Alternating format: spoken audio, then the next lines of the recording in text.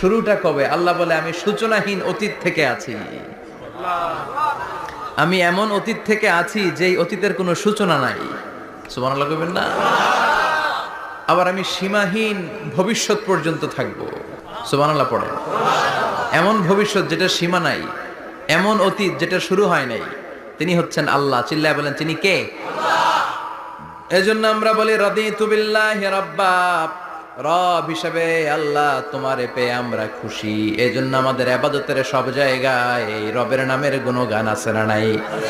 আমরা যখন রুকুতে যাই আমরা পড়ি সুবহানা রাব্বিয়াল, আবার যখন আমরা সিজদায় যাই আমরা পড়ি সুবহানা রাব্বিয়াল আ'লা। রুকুতে গেলে সুবহানা রাব্বিয়াল আযীম, আবার যখন সিজদায় যাই তখন আমরা পড়ি সুবহানা রাব্বিয়াল আ'লা।